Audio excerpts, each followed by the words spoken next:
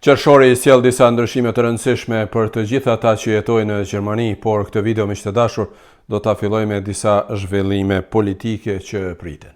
Në Kosovë vazhdon saga e zgjedhjeve të autoriteteve të kuvendit, deri kur do të zgjat nuk e di, por do ta përcjellem me siguri. Në Shqipëri presim që konstituimi i kuvendit dhe krijimi i qeverisë së re të jetë më i lehtë dhe më i shpejtë.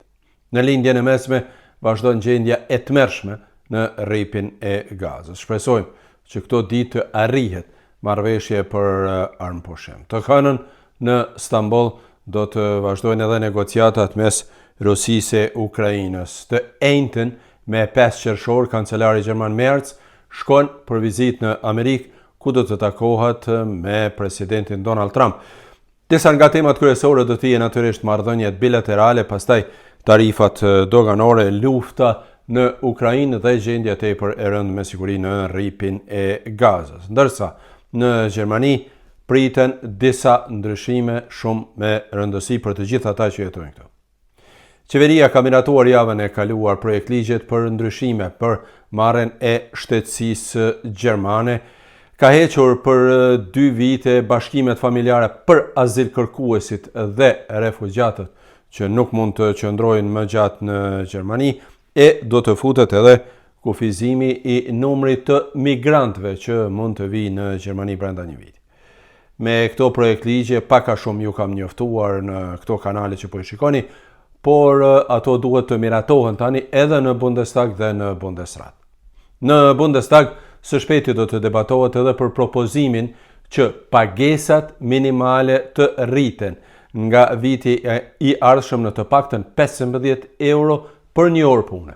Në Bundestag do të diskutohet edhe ndonjë temë tjetër me rëndësi në qershor me siguri. Me këto tema do t'ju njoftoj natyrisht me kohë. Sa i përket ndryshimeve të tjera që dihen nga qershori, në Gjermani mund të ndërrohen më lehtë dhe më shpejt ofertuesit e energjisë elektrike. Ndërrimet në të ardhmen duhet të kryen brenda një dite. Ka dhe disa kushte që duhet të keni për të ndërruar ofertuesin, si për shembull numri i identifikimit Malo ID dhe gjëra të tjera, por ata që ka nevojë me siguri që do të informohen më detajisht me këto gjëra. Të gjithë ata që i bëjnë deklarime tatimore përmes këshilltarëve, pra Steuerberater që quhet në gjermanisht, për vitin 2023, këtë deklarim duhet ta bëjnë deri në fillim të qershorit. Me 1 qershor futet në fuqi ligji i ri shumë i rëndësi për mbrojtjen e grave që kanë pasur dështime në lindje pas javës së 13 të shtatzanisë. Edhe për këto femra futet tani për herë të parë mbrojtja ligjore që në gjermanisht quhet Mutterschutz. Gratë e tilla që kanë pasur ndonjë dështim në lindjen e fëmijës nga java e 13 do të kenë 2 javë pushim. Për ato që kanë pasur ndonjë dështim nga java e 17 pushimi do të jetë 6 javë, ndërsa nga java e 20 pushimi do të jetë 8 javë. Ky pushim jepet për rikuperimin fizik dhe emocional të grave pas humbjeve të tilla të rënda, por ne shpresojmë shumë se asnjë prej grave nuk do të ketë probleme të tilla dhe se do të lindë fëmijë të shëndetshëm dhe të dy do të jenë mirë, dhe nëna dhe fëmia. Ndryshime do të ketë edhe për karikuesit e telefonave dhe të tabletëve, pra kompjuter. Nga data 20 qershor futet në fuqi rregullat e reja të Bashkimit Evropian me synim që të përmirësohet jetëgjatësia e pajisjeve elektronike dhe e baterive. Nëse jeni të interesuar për këto rregulla, unë me siguri që do t'i shpjegoj më detajisht, sepse ka disa gjëra që duhet të shpjegohen, por më rëndësi është që punohet pra në këtë drejtim, sepse bateritë e telefonave dhe kompjuterëve shpesh vërtet janë tepër të dobta, e tani do të garantohen edhe pjesët rezervë për pajisjet e vjetra, pra telefon dhe kompjuter të vjetër që mund të gjenden së paku deri në 7 vjet. Prodhuesit duhet të ofrojnë pra edhe mundësi të tjera teknike më të mira, por për këto mund të flasim ndonjëherë tjetër nëse ka nevojë, kuptohet.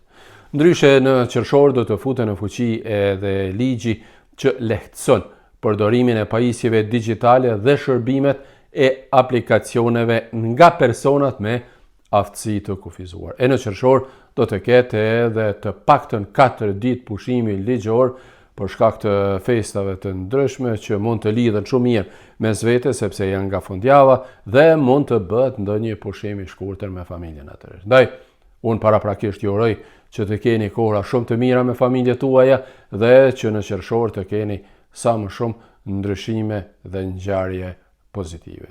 Shumë prej këtyre gjërave unë me siguri që do të shpjegoj më detajisht në ditët në vijim. Ndaj, mos harroni të abonoheni në kanalet e mia sepse kështu ju vijnë informacionet me kohë dhe ta shpërndani edhe këtë video sepse me siguri që është interesant edhe për ata të cilët akoma nuk janë abonuar në kanalet tona. Faleminderit dhe mirupafshim së shpejti.